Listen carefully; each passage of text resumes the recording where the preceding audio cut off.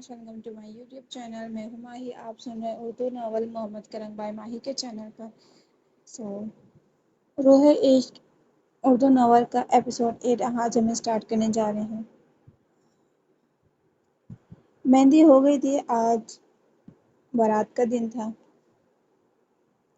تبریز صاحب نے لانچ میں آتے ہی سب سے کہا تھا کہ بارات کے لیے بہت دیر ہو رہی ہے, جلدی چلیں. تو سب نے ان کے پیچھے ان کی پیروی کی.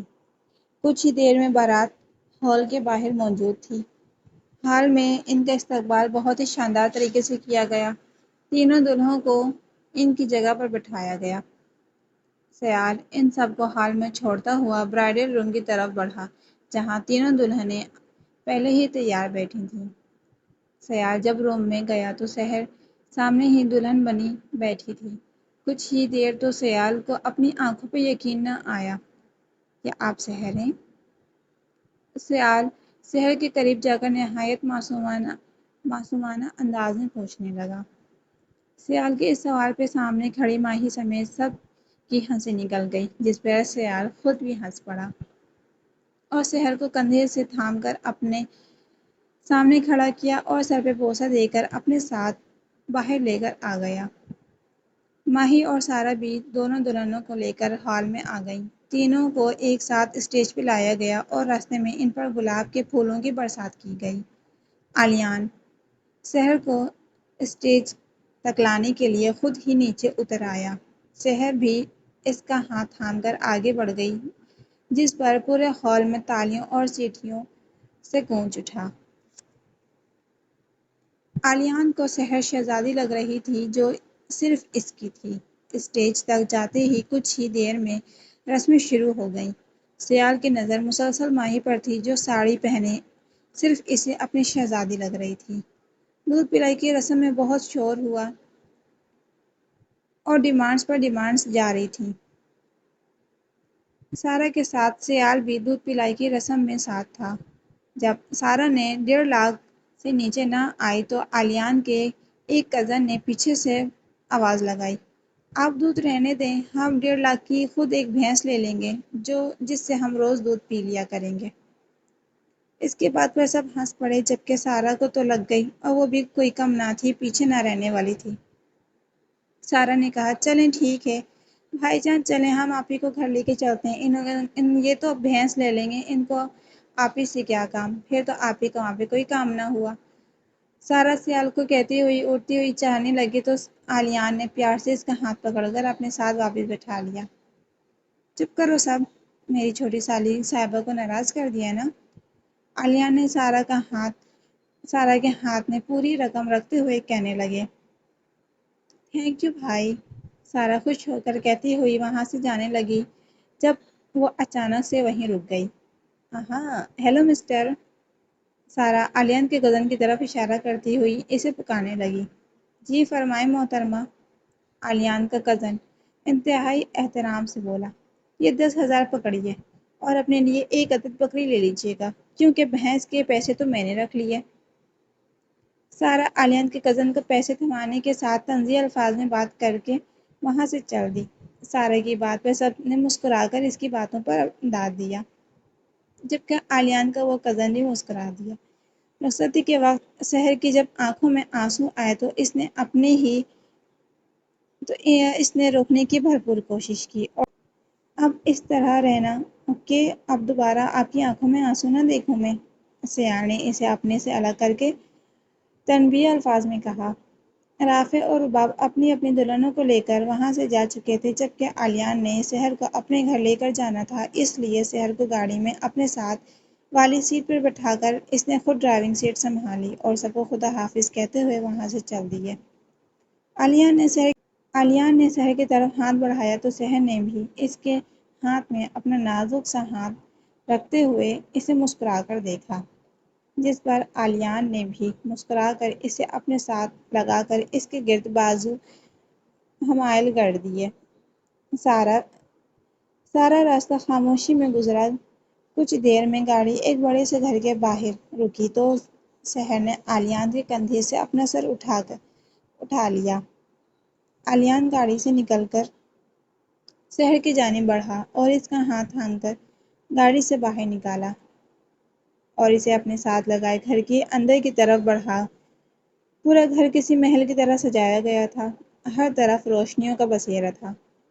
سحر کی آنکھیں پھیلی کی پھیلی رہ گئیں۔ وہ حیرانگی سے پورے گھر کو دیکھنے لگی۔ آلیان، یہ ہمارا گھر ہے؟ سحر آلیان سے الگ ہو کر خوشی سے ہر طرف دیکھتے ہوئے پوچھنے لگی۔ آلیان کو اس طرح گھر دیکھ کر وہ خوش ہوتے ہوئے وہ کوئی چھوٹی سی بچی لگ رہی تھی۔ جی، یہ ہمارا گھر ہے، صرف ہمارا، جہاں تم اور میں ہوں گی بس۔ اور اس کو اس طرح مسکراتے دیکھتے ہوئے کہنے لگا جس پر وہ پلٹ کر اسے دیکھنے لگی۔ سحر کو برش کرتے ہوئے آلیان دیکھ کر اس کی طرف بڑھا اور سحر کا ہاتھ تھام کر اسے اپنے ہونٹوں کے پاس لے گیا اور اس پر اپنے ہونٹ رکھنے کے بعد سحر کے سر پہ بوسہ دیا۔ کچھ بھی کہے بغیر سحر نے بہت نرمی کے ساتھ آلیان کی گردن کے گرد بازو حائل کر دیے۔ اس کے سینے سے اپنا سر رکھ کر اپنے آنکھیں بند کر لیں۔ آلیان نے بڑی نرمی کے ساتھ سحر کے گرد اپنے بازو پھیلائے اور اس کے بالوں پہ بوسہ دیا۔ سحر اس کے ہلکی سی مہک کو اپنے اندر اتار رہی تھی جبکہ آلیان نرمی کے ساتھ اس کی بند آنکھوں کو چوم رہا تھا۔ آلیان سحر کو اپنے ساتھ لیے روم میں آ گیا۔ روم کو گلاب کے پھولوں سے اور بلونز سے سجایا گیا تھا۔ سحر جو آلیان کی قربت میں سکون محسوس کر رہی تھی، روم کو دیکھ کر چہرہ اٹھا کر آلیان کو دیکھنے لگی۔ ایسے کیوں دیکھ رہی ہو تم؟ آلیان نے سحر کی آنکھوں میں دیکھتے ہوئے پوچھا۔ روم بہت پیارا ڈیکوریٹ کیا ہوا ہے آلیان۔ سحر اسے کہتے ہوئے بیڈ پر جا بیٹھی۔ آلیان بھی اس کی پیروی کرتا ہوا اس کے سامنے آ کر بیٹھ گیا اور اپنی آنکھیں سحر کے چہرے پر جما دیں۔ کتنی ہی دیر آلیان اس کے چہرے کو دیکھتا رہا جبکہ سحر اس کی آنکھوں میں دیکھنے کے بجائے اس کے ہاتھوں پر اپنی نظر جمائے بیٹھی تھی۔ آلیان نے ہاتھ بڑھا کر اس کے چہرے کے ہر نقش کو چھوا جبکہ سحر کے دل کی دھڑکنیں تیز ہو رہی تھیں۔ آلیان نے اپنے کرتے کی پاکٹ سے ایک ڈبیا نکالی جس میں سے رنگ نکال کر سحر کے ہاتھ کو پکڑا اور اس میں پہنا دی اور ہاتھ کو چوم کر باری باری اپنی دونوں آنکھوں سے لگایا۔ سحر آلیان کی ہر حرکت کو بغور دیکھ رہی تھی۔ جب آلیان اس کی گود میں سر رکھ کر لیٹ گیا اور اس کے دونوں ہاتھوں کو پکڑ کر اپنے سینے پر رکھ دیا۔ سحر کو آلیان کے پیار پہ یقین رکھنے کے لیے اب کسی بھی الفاظ کی ضرورت نہ تھی اور اس نے بھی جھک کر آلیان کے ماتھے پہ اپنے ہونٹ رکھ دیے۔ آلیان کے چہرے پہ مسکراہٹ گہری ہوئی اور وہ اٹھ کر بیٹھ گیا اور تکیہ پہ سر رکھ کر وہیں بیڈ پہ برائے جمان ہو گیا۔ سحر اس کی اس حرکت پہ حیران ہوتی اس گلے ہی آلیان نے اسے بازو سے پکڑ کر اپنے سینے پہ گرا لیا اور اس کے گرد بازو پھیلائے۔ ایک دوسرے کی قربت میں دونوں نے اپنی ساری رات گزار دی۔ آلیان کی جب آنکھ کھلی تو سحر اس پہ پھیلے ہوئے سو رہی تھی اور لمبے بال تکیے تک پھیلے ہوئے تھے۔ سحر کا چہرہ آلیان کے چہرے کی جانب تھا۔ آلیان نے ایک ہاتھ سے اس کے چہرے پہ پھیلے بال ہٹائے اور جھک کر اس کے سر پہ بوسہ دیا۔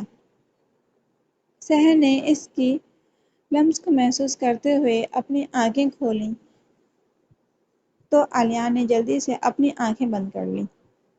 سحر نے جب آلیان کو دیکھا تو اسے سویا ہوا پا کر اس کے چہرے پہ جھکی اور آلیان کے ماتھے پہ اپنے ہونٹ رکھے اور اس کے بعد آنکھوں کو باری باری چوما تو آلیان کی مسکراہٹ گہری ہو گئی۔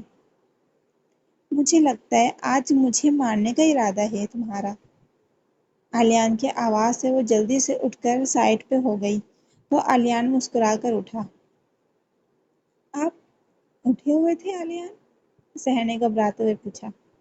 جی، کب سے، اور مجھے پتا ہوتا کہ میرے سونے سے مجھے اس طرح پیار مل سکتا ہے تو میں عمر بھر ہی سوتا رہوں۔ آلیان نے شرارت سے کہا تو سحر کا چہرہ گلابی سے سرخ ہو گیا۔ سحر اپنے بال سمیٹ کر اٹھنے لگی تو عالیہ نے اسے بازو سے پکڑ کر کھینچا، جس پر وہ تکیے پہ جا گری اور بال بکھر کر اس کے چہرے پہ آ گئے اور ساتھ ہی عالیان اس پر جھک گیا۔ عالیان نے بال سائڈ پہ رکھے تو سحر نے زور سے آنکھیں بند کر رکھی تھیں۔ میں کسی کا قرض نہیں رکھتا سحر، عالیان نے کہتے ہی اس کے آنکھوں پہ باری باری اپنے ہونٹ رکھے اور سحر کو آنکھیں کھولنے کا کہا۔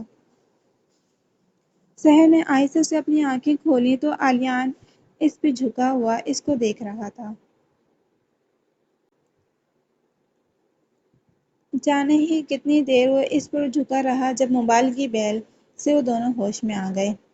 عالیان نے کال اٹینڈ کی تو سیال نے اس کو سلام کرنے کے بعد فیملی کے آنے کی اطلاع دی۔ سحر نے جانے کی کوشش کی تو عالیان نے کال کے دوران بھی اسے نہ چھوڑا۔ کال کٹ کرنے کے بعد وہ دوبارہ سحر کی طرف متوجہ ہوا۔ عالیان جانے دیں بابا اور ماما آتے ہوں گے، سحر نے معصومیت سے کہا تو عالیان اس پر مزید جھکا اور اس کے ہونٹوں پہ اپنے ہونٹ رکھ دیے اور ساتھ ہی سحر کا ہاتھ بھی چھوڑ دیا۔ میں تم سے بہت پیار کرتا ہوں سحر، مجھ سے کبھی دور جانے کی بات مت کرنا، تم سے دوری میں برداشت نہیں کر سکتا، تم سے دوری صرف میری موت ہے سحر۔ عالیان سحر پہ پوری طرح جھکے اس کے کان کے قریب کہہ رہا تھا۔ عالیہ نے اسے کہہ کر اس کے سر پہ بوسہ دیا اور اسے تیار ہونے کا کہہ کر خود روم سے باہر چلا گیا۔ جب روم میں آئے تو سحر تیار ہو رہی تھی اور اس پہ نظر ڈالے بنا کپڑے اٹھا کر واش روم میں چلا گیا۔ جب فریش ہو کر باہر نکلا تو سحر رونے میں مصروف تھی۔ عالیان اسے روتا دیکھ کر بھاگ کر اس کے پاس آ گیا۔ عالیان کو لگا جیسے کسی نے اس کے دل پہ چھریاں چلا دیں ہوں۔ سحر میری جان کیا ہوا؟ کیوں اس طرح رو رہی ہو؟ عالیان اس کا چہرہ اپنے ہاتھوں میں لے کر پوچھنے لگا۔ سحر جواب دے رونے میں لگی ہوئی تھی۔ عالیان نے اسے اپنی طرف کھینچ کر اپنے سینے سے لگا لیا۔ سحر پلیز کچھ تو بولو ورنہ میرا دل بند ہو جائے گا، آخر ہوا کیا ہے؟ عالیان اس کے بالوں پہ ہاتھ پھیرتے ہوئے پوچھ رہا تھا۔ آپ مجھ سے ناراض ہو کر باہر چلے گئے تھے نا؟ عالیان اس لیے مجھے دیکھے بنا آپ واش روم میں چلے گئے۔ سحر روتی ہوئی عالیان سے ہی اس کی شکایت کر رہی تھی۔ ایسی بات نہیں ہے میری جان۔ عالیان اپنی جان سے ناراض ہو کر کہاں جائے گا؟ عالیان نے سحر کو خود سے الگ ہوتے ہوئے کہا۔ سچ میں ناراض نہیں آپ مجھ سے؟ سحر عالیان کے چہرے پہ ہاتھ پھیرتے ہوئے پوچھنے لگی۔ نہیں میری جان، بس اب اور نہیں رونا، دیکھو کیا حالت بنا لی اپنی۔ تمہیں ترس نہیں آیا خود پر، مجھ پر ہاں؟ عالیان اپنی انگلیوں کے پوروں سے اس کے آنسو صاف کرتے ہوئے کہنے لگا۔ سحر کا چہرہ گلابی سے لال ہوا تھا تو عالیان اس کی طرف بڑھا۔ اس سے پہلے ہی ڈور بیل بج گئی۔ لو آ گئے میرے سالے صاحب۔ عالیان مسکراتا ہوا اٹھ کر گیٹ کھولنے چلا گیا۔